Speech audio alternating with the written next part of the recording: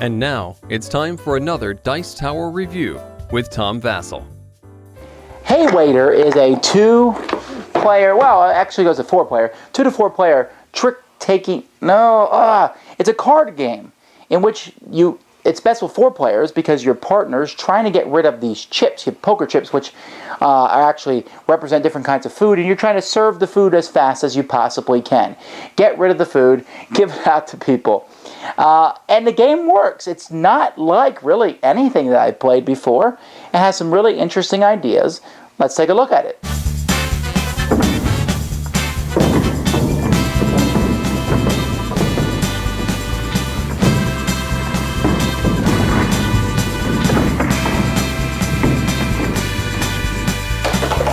Each player has in front of them 4 busboy cards.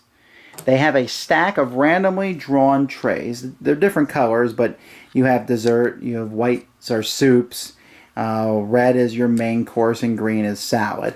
Okay, and you have this randomly drawn in front of you, and the goal of the game is to get rid of your stack. If you're playing a partnership game, both of you are trying to get rid of your stack, and if you do so, you win.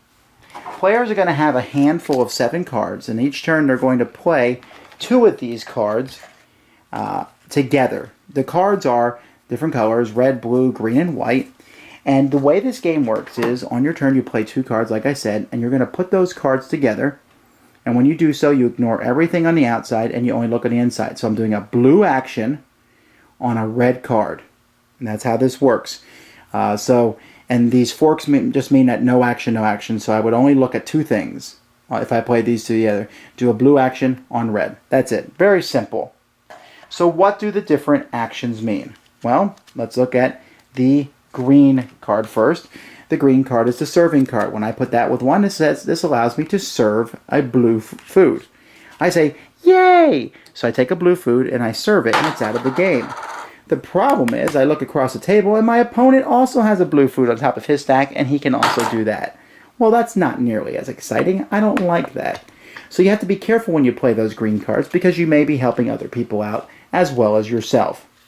Now, if I don't want to help the other person out, I can play a red card. When I play a red card, I put that together with another card, and that allows me to move one of the covered dishes. You notice there's 4 covered dishes in the middle of the table.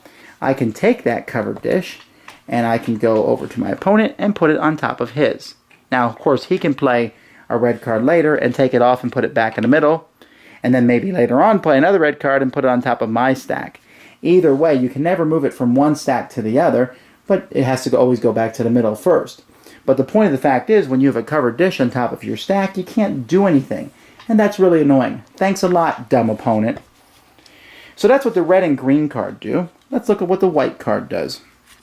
The white card lets you activate your busboys. It actually gives you 2 actions.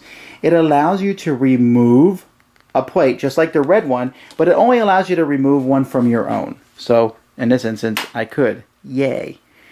Now that I've removed one from my own, my second action is it allows me to ready my green busboy. So I take my green busboy, and he's now ready. If I would play another action with the green, let's say my white one was ready, and I played a white card with another white card. Let's see if I can find 2 here.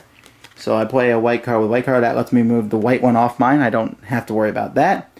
But then I can serve a white. This allows me to serve a white dish. I send him back to his normal state, and I serve a white dish off my stack only. It's better than a green card, but it requires a little bit more setup. Finally, there are the blue cards. The blue card lets you find anything in your stack. So I take a look at my stack, and I say, okay, there's a white one in my stack. I can take all the chips above that white chip, take them off, and make a new stack. Now see, I guess in the beginning I should have said that my stack's on top of one of these cards. I now take another card from my hand and I have 2 stacks. It's easier to get rid of these when there's 2 stacks because if they both have the same color and I say get rid of all the blue plates, they're all gone. Getting rid of plates, any card my opponent plays will get them all gone and so on. The disadvantage is it takes another card out of my hand. However, you can keep splitting and splitting as if you want, but it just makes your hand smaller and smaller each time. So we keep going until one person or one team gets rid of all their plates, and then that person is the winner. There's just a lot of really little neat things in this game. Hey Waiter has the idea of putting two cards together and using them. That's not brand new, but it's a good idea, and it works well here. It's really quick and easy. Like I said, it looks like there's a lot of information on the cards, but there really isn't. And it just plays very interestingly. You know, I could get rid of this red one, but two of the opponents also have a red one on top of their stack, so that's going to help them more than me. So I'm not going to clear the red plates. Moving those lids around has a little bit of a take that feature, but since they have to go back to the middle before they go to someone else, it's not too bad and the game won't get drawn out. And finally, the splitting the stacks, that's such an interesting concept to me. So overall, I find this very fresh a breath air, a breath of fresh air, air of fresh breath. I don't know. It's neat. It's cool. And I like it. It's not something I'm going to want to play all the time, but it makes a wonderful partnership game. Trying to work with your partner to be able to play the best combo of cards that will get rid of all yours. And those bus boys, knowing the best time to use them, it's just very interesting. So check it out. A unique game, one I think is a lot of fun. Thanks for joining us today. For more written, audio, and video reviews, as well as the #1 board game podcast, check out the website at www.thedicetower.com. Until then, this is Eric Summerer, and you've been watching The Dice Tower.